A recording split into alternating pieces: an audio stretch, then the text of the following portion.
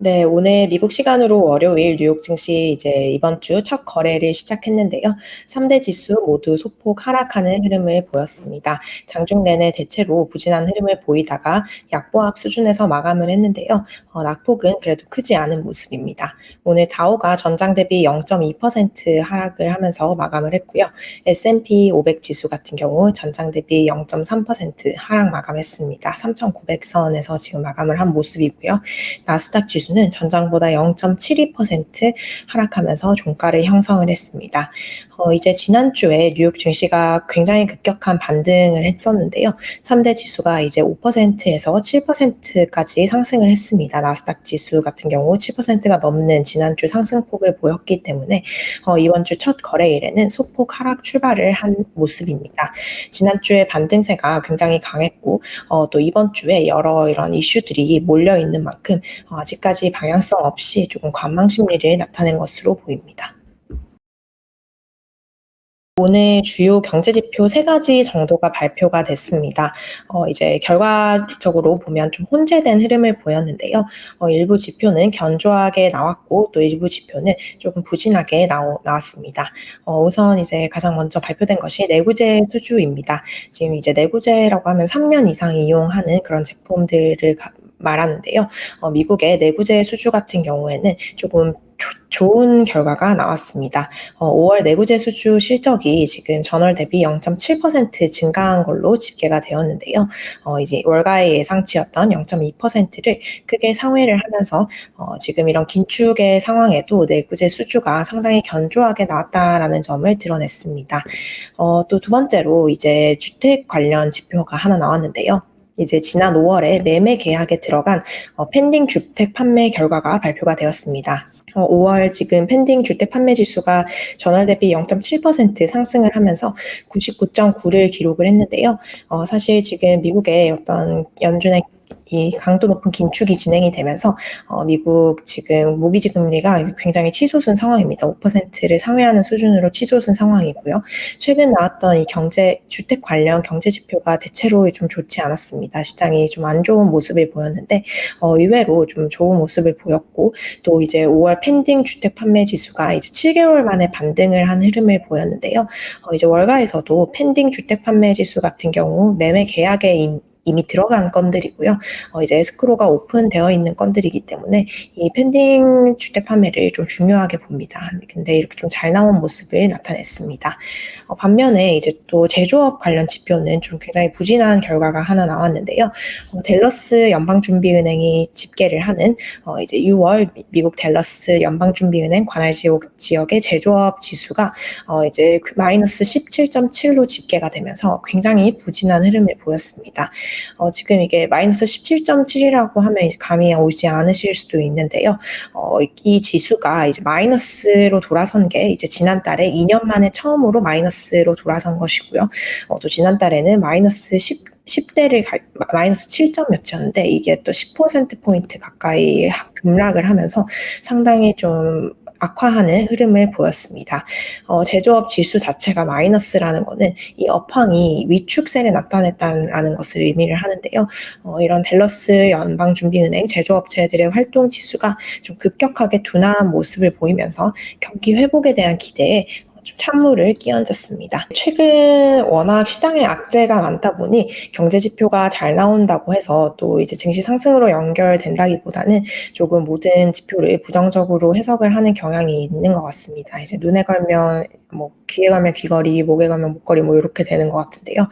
이 전문가가 오늘 지표에 대해서 이제 어떻게 평가를 했냐면 최근 이제 모든 어떤 거시 경제적인 뉴스가 부정적인 시장 뉴스로 해석이 되고 있다라고 설명을 했습니다. 이제 처음에 두 가지 지표는 상당히 좋게 나왔음에도 불구하고 이제 경제가 좋으면 연준이 긴축을 더 강하게 할 수 있다. 이렇게 좀 부정적으로 해석이 됐고요. 또 만약에 이제 경제 지표가 안 좋게 나오면 그 자체로 어떤 경기 침체에 대한 우려를 증폭시켜서 또 부정적으로 해석하는 이런 흐름이 지금 펼쳐지고 있다라고 설명을 했습니다. 네. 이제 이번 주가 뭐 6월 마지막 거래 주가 되는데요. 월말일 뿐만 아니라 분기말이기도 하고요. 그리고 반기말이기도 합니다. 굉장히 중요한 지표도 발표가 예정이 되어 있는데요. 오는 30 일에 이제 미국 현지 시간으로 30 일에 5월 물가 지표가 발표가 되게 됩니다. 이 물가 지표가 이제 PC 가격 지수인데요. 연준이 선호하는 물가 지표입니다. 그렇기 때문에 이 발표를 앞두고 지금 증시 전반적으로 금융시장 전반적으로 방향성을 모색하는 이런 관망 흐름이 나오고 있는 것 같습니다. 지금 PC 가격 지수에 반영되는 항목이 그냥 CPI보다는 조금 더 정교하기 때문에 연준이 이 지표를 선호를 하는데요. 지금 월스트리트 저널 전문가들 같은 경우 5월 근원 PC 가격 지수가 전년 대비 4.7% 상승을 했을 것으로 예상을 하고 있습니다. 만약에 이제 4.7% 오른 것으로 집계가 된다면 이제 근원 PC 가격 지수 상승률이 석 달 연속 하락을 하게 되는 셈이 되는데요. 조금 이제 만약에 물가 상승세가 근원 PC 가격 지수가 조금 진정되는 모습을 보인다면 물가 상승세가 고점에 이르렀다는 판단이 나올 수 있습니다. 이 경우 이제 주가가 살짝 반등을 모색할 가능성도 있습니다. 하지만 지금 월가 전문가들에게 이제 막 저도 물어보고 또 많은 기사를 보면 지금 물가가 과연 고점을 기록했을까에 대해서는 상당히 조금 글쎄라는 평가가 많은 것 같습니다. 지금 여름 기간에 들어가고 있고 또 유가가 지난 5월에 유가가 많이 올랐었고 뭐 이런 점을 고려를 하면 좀 물가가 지금 이번 PC 근원 지수 발표로 고점 인식이 퍼지기에는 조금 무리가 있을 수도 있다라는 분석도 있습니다. 지금 물가 같은 이슈는 유럽 쪽에서도 계속 현재 진행형인 굉장히 시급한 문제인데요. 유로존 같은 경우 이제 인플레가 계속해서 진행이 되고 특히 에너지와 식품 가격이 계속 오르면서 이제 여름에 이 인플레가 최고조에 달할 것으로 예상이 되고 있습니다. 유럽 같은 경우는 지금 미국보다도 이 우크라이나 러시아 전쟁의 이런 여파를 직격탄으로 맞고 있고요. 또 지금 뭐 러시아가 다들 아시다시피 러시아가 뭐 그 에너지의 주요 산유국이기도 하고요. 동시에 우크라이나가 이제 세계 곡창지대로 불릴 만큼 이 곡물을 많이 생산하고 하다 보니 지금 식료품 가격 급등이 굉장히 좀 심각한 상황입니다. 지금 월스트리트 저널 전문가들 역시 이 유로존 인플레이션이 지금 6월에 8.4%로 오를 것으로 예상을 하고 있고요. 더욱 악화가 될 것으로 예상을 하고 있습니다. 이제 계속 오는 6월 30일에 미국의 이 근원 PC가 발표가 되고 바로 그 다음 날에 유로존의 인플레이션 예비치도 발표가 되게 되는데요. 이번 주 시장의 시선은 이 물가 지표로 상당히 쏠려 있는 상황입니다. 네, 이제 주가가 뭐 바닥을 쳤는지 이 수준에서 올라갈 것인지에 대해서는 계속해서 의견이 팽팽하게 맞서고 있습니다.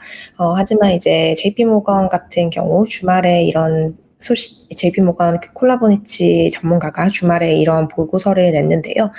지금 이제 이번 주는 주가가 상당히 급반등을 할 수 있다, 큰 폭으로 오를 수가 있다라고 이제 전망을 했습니다.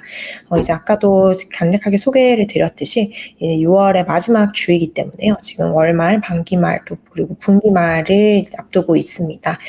그렇기 때문에 이제 많은 펀드 매니저들이라든지 이제 많은 연금 그리고 또 심지어는 개인 투자자들도 이제 포트폴리오를 조정하는 이 리밸런싱 기간에 들어간 지금 시점인데요.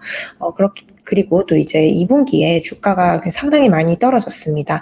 지금 2분기 한 분기 동안만 S&P 500 지수가 지금 13% 이상 떨어진 상황이기 때문에 이 주가가 굉장히 많이 떨어진 상황에서 주식에 대한 포트폴리오를 비중을 늘릴 수 있다라는 이런 지적을 했습니다.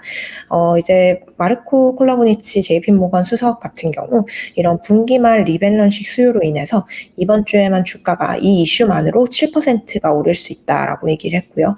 하지만 이제 증시에 이 리밸런싱 수요 이슈만 있는 것이 아니기 때문에 다른 소식이 조금 긍정적으로 더해진다면 급격한 이 시장 반등이 일어날 수 있다라고 주장을 했습니다. 뭐 이제 JP 모건이 대표적인 시장의 강세론자라고 하면 시장에서 가장 또 약세론자 입장을 최근에 보이는 사람이 모건 스탠리의 마이클 윌슨 수석인데요. 이 마이클 윌슨 수석마저도 이런 리밸런싱 기간에는 주가가 단기간으로 반짝 오를 수 있다라고 얘기를 했습니다. 윌슨 수석도 오늘 보고서를 발표를 했는데요. 여기서 이제 분기 말을 앞두고 연금 펀드 등이 보유 자산을 재배치할 것이다라고 주장을 했습니다. 이제 다시 아시다시피 증시가 상당히 조정을 받았기 때문에 밸류에이션이 매력적인 상황입니다. 그렇기 때문에 비중을 확대하려는 움직임이 충분히 일어날 수 있고요. 이 모건 스탠리 분석에 따르면 연금 펀드 등의 이런 보유 자산 리앨로케이션으로 인해서 지금 글로벌 증시 자금 수요가 약 250억 달러에서 300억 달러 가량 발생을 할 수 있다라고 분석을 했습니다. 이 중에 지금 150억 달러에서 200억 달러의 자금이 이 정도 규모가 미국 증시로 이제 유입이 될 수 있다라고 봤는데요. 이게 이렇게 들어올 경우 S&P 500 지수가 지금 5%에서 7% 정도 이번 한 주 동안에만 상승을 할 수 있다라고 봤습니다. 거의 이제 JP 모건이랑 비슷한 분석이죠. 이번 주에 이제 7%까지 급격하게 상승을 할 수 있다라고 분석을 했고요. 이 경우에 이제 S&P 500 지수는 이번 주에 4,100에서 4,200선으로 오를 수 있는 여지를 열어뒀습니다. 네, 이제 경기 침체의 가능성이라든지 경기 침체를 동반한 약세장에 우리가 진입할 가능성은 점점 높아지고 있는 모습입니다. 단기적인 반등이 가능하다라는 분석도 나오고 있지만 결국 이제 이런 반등이 어떤 약세장 속에 일시적인 강세장, 베어 마켓 랠리다라는 얘기가 계속해서 나오고 있는데요. 이제 모건 스탠리 마이클 윌슨 수석이 오늘 보고서에서 방금 말씀드린 대로 이런 일시적인 랠리는 가능하지만 이건 이제 완전히 단기적인 베어마켓 랠리였다라는 것을 다시 한번 명확하게 얘기를 했습니다. 지금 이제 이렇게 시장이 리바운드하고 튀어 오르는 것이 신저점, 그러니까 더 내려갈 수 있는 그런 저점을 앞둔 베어마켓 랠리 그 이상도 이하도 아니다, 뭐 이렇게 표현을 했는데요. 이제 굉장히 비관적입니다. 의견이 굉장히 비관적인데 본인의 의견을 어떻게 설명을 했냐면 이제 약세장의 이 악랄함이라고까지 표현을 했는데요. 이 약세장의 악랄함을 이제 현실적으로 전망하는 것일 뿐이다라고 본인의 입장을 설명을 했습니다. 이 약세장이라는 것이 이제 무조건 줄줄 내려가는 것이 아니라 이렇게 약세장 속에서도 리바운드가 발생하고 하지만 이 전체적인 추세가 하락장을 유지를 하는 게 의미가 있는 것이기 때문에 이런 약세장이 심지어는 이 약세론자들조차도 헷갈리게 할 수가 있다. 이들을 혼동시킬 수 있다라고 얘기를 했습니다. 한마디로 지금 지난주에 컴백 랠리라고 해서 이제 상당히 많이 올랐고 이번 주에도 또 이런 랠리가 이어진다면 좀 이제 다들 이제 솔깃할 수 있지만 이제 아니다라는 점을 확실하게 설명을 한 셈입니다. 이제 좀 구체적인 근거를 들었는데요. 이제 다음 달부터, 그러니까 바로 다음 주부터 이제 기업들의 실적이 또 본격적으로 발표가 되게 됩니다.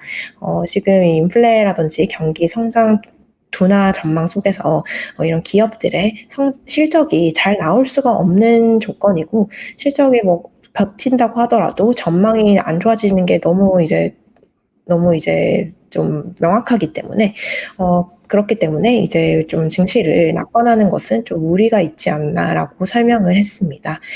이제 좀 우리가 고민해야 될 거는 이제 이게 베어 마켓인지를 고민할 것이 아니라 이 미국 경제가 연착륙을 하는지 파월 의장이 계속 강조하고 있는 소프티시 랜딩을 하는지 혹은 이제 경기 침체에 빠지는지 이 질문에 우리가 조금 집중을 해야 된다라고 얘기를 했는데요. 만약에 경기가 연착륙에 성공할 경우 S&P 500 지수가 3,400에서 3,500선에서 바닥을 찍겠지만 만약에 침체가 발생할 경우에는 지수는 이제 3,000선을 향해 떨어질 것이다라고 얘기를 했습니다. 하지만 아직까지 모건 스탠리는 기본 시나리오는 경기 연착륙으로 보고 있다라고 얘기를 했고요. 또 오늘 이제 시티그룹도 발표 관련된 그 전망을 제기를 했습니다. 시티가 오늘 S&P 500 지수의 연말 전망치를 하향 조정을 했는데요. 지금 시티가 기존에 S&P 500 지수 연말 전망치를 4,700으로 제시를 하고 있었습니다. 이걸 지금 4,200으로 500포인트 하향 수정을 했고요. 또 이거는 이제 이렇게 하향 조정한 배경으로 배경으로는 경기 연착륙과 경기 침체 시나리오를 이제 합쳐서 이렇게 전망치를 내렸다라고 얘기를 했습니다. 시티는 지금 글로벌 경기 침체 가능성을 50%로 보고 있고요. 침체가 온다면 2023년 중반, 즉 내년 중반에 올 수 있다라고 전망을 하고 있습니다. 또 이제 세계적인 신용평가 회사죠. 세계 3대 신용평가 회사 중에 한 곳인 S&P 글로벌 레이팅스가 이제 12개월 안에 미국 경제가 기술적 침체에 직면할 위험이 40%로 높아졌다라고 밝혔습니다. 이제 2분기 연속으로 마이너스 성장률을 하면 기술적인 침체에 빠지게 되죠. 이미 1분기가 지금 마이너스로 나왔고요. 이번 주에 이 확정치가 발표가 되게 됩니다. 1분기 확정치를 우리가 이번 주에 확인을 할 수 있을 것으로 보이고요. 그리고 2분기에 또 이제 마이너스가 나온다면 이제 그야말로 기술적인 침체에 빠지게 되는 게 되는데요. S&P 글로벌 레이팅스는 이 확률을 40%로 봤습니다. 네. 이제 전일 아시아장에서 러시아의 디폴트 소식이 전해졌습니다. 지금 러시아가 국채에 대한 이자 하나로 1,300억 원 가까이를 안 갚아서 이제 볼셰비키 혁명 이후 104년 만에 디폴트 사태에 빠지게 되었는데요. 우선 이제 뉴욕 증시에 미친 영향은 거의 뭐 제한적이라고 보실 수 있을 것 같습니다. 지금 러시아 같은 경우는 지금 개전 이후에 서방의 강도 높은 제재를 받으면서 지금 이 채권에 대한 이자를 달러로 지급하는 것조차도 어려워졌고요. 달러로 이제 송금을 할 수 없는 상황이기 때문에 보내는 것도 어려워졌고 또 이 달러를 확보하려면 자국의 어떤 외화 보유액에서 이걸 꺼내야 하는 이런 상황에 놓여 있습니다. 지금 전쟁이 계속 이어지고 있는 상황에서 이제 외화 보유액을 쓰는 것조차도 굉장한 이제 부담이 될 것으로 관측이 되고 있고요. 러시아는 이제 여러 묘안을 이제 활용을 해서 이걸 이제 갚았다 이렇게 얘기를 하지만 결국에는 이제 국채 이자를 지급하지 못한 것으로 나타났습니다. 블룸버그 통신이 보도를 했고요. 이제 1억 달러 가량의 외화 표시 국채 이자를 이제 약정 시기까지 투자자들에게 지급하는데 실패를 했습니다. 사실 이 해당 이자는 이제 지난달 27일까지 지급을 했어야 했는데요. 즉 5월 27일까지 지급을 했어야 됐는데요. 지급을 못했고요. 또 이제 공식적으로 디폴트를 선언하기 전까지 30일의 유예 기간을 줍니다. 이 30일 내에만 좀 지급을 하면 늦었더라도 디폴트 선언은 이제 안 되게 되는데요. 이 30일 유예 기간 동안에도 채무에 대한 이자를 지급하지 못하면서 공식적인 디폴트가 나오게 됐습니다. 이 러시아가 디폴트 빠진 것 이제 1918년 이후 104년 만에 처음이고요. 러시아가 이제 1998년에 모라토리엄을 선언한 적이 있습니다. 채무 지급 유예를 선언한 바 있지만 이제 디폴트에 빠진 거는 거의 100여 년 만에 처음 있는 일입니다.